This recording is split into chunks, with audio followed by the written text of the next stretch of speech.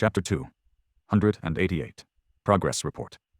Sometime later they entered the stone lodge and found themselves in the middle of another, smaller crowd. Around 30 or 40 people gathered in the main hall of Changing Star's dwelling, making it look even smaller than it had before. However, these were not just any sleepers from the slum. Most of them were experienced fighters from the outer settlement, few hunting parties, as well as people who Nephis had recruited into her faction during her time in the Dark City. Back when Sunny had been a part of the group, they were weak and hopeless young men and women who were barely surviving in the cruel reality of the Forgotten Shore. Now, things changed. Neph's little helpers were armed with makeshift weapons and wearing armors fashioned from a wide variety of scavenged materials, while some were even in possession of memories. They also held themselves very differently from before. Honestly, the difference between them and the hunters was not that big now. If Sunny didn't know which were which, he might have mistaken one for the other. Changing Star walked through the crowd and approached the window that opened on the bleak view of the cursed ruins. She looked at it for a short moment, and then turned around, a dark expression on her face. "Tell me." The leaders of the hunting parties glanced at each other. One of them, a stocky young man with long, messy hair and 3 ugly scars running all the way from his forehead to his chin, spoke with a bit of uncertainty. "Welcome back, Lady Nephis. It is good that you are alive and well." She gave him a nod. The hunter paused, then continued, his voice somber. "We have followed your orders and advice for these past months. The militia you created has been reinforced and organized to protect the settlement from the attacking monsters.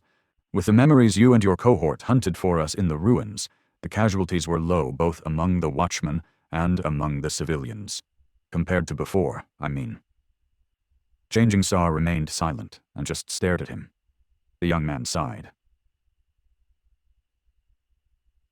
"About the other thing. It went almost exactly how you told us it would. Members of the host came into the settlement shortly after your departure, demanding that Effie surrendered herself to be judged for the disappearance of those guards. When we told them that she was gone, they got violent. Several people were injured, but no one died." Effie scoffed.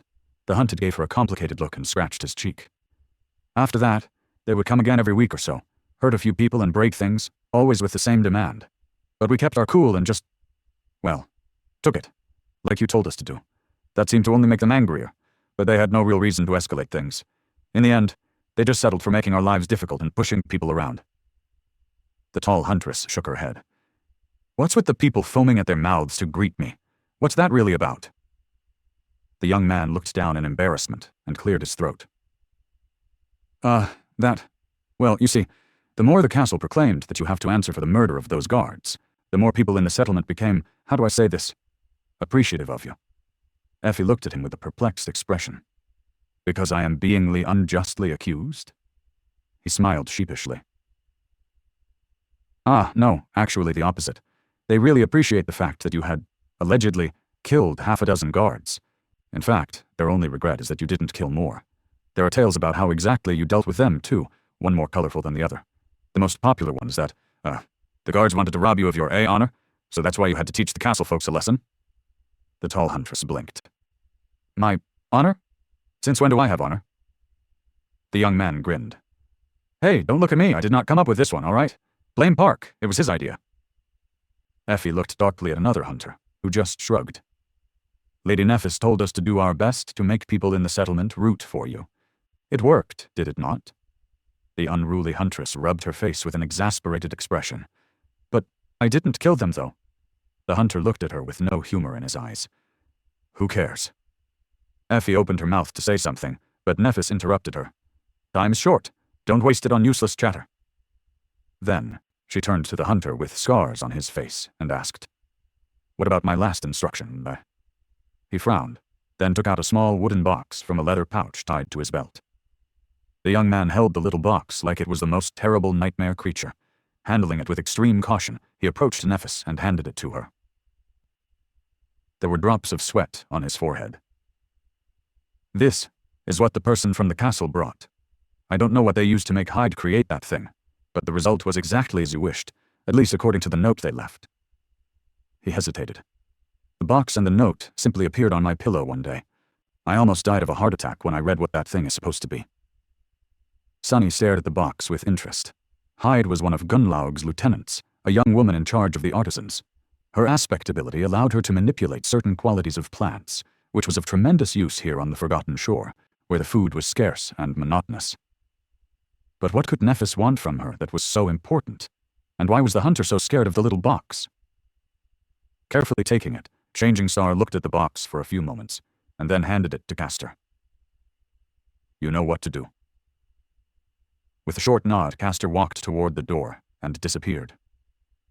Nephis, meanwhile, turned to the hunters and said in a steady tone, You did well. Thank you all. As wide smiles appeared on their faces, she took Effie's bottomless bag and opened it once again. Turning the bag upside down, Changing Star said, This is not a reward, nor is it a gift.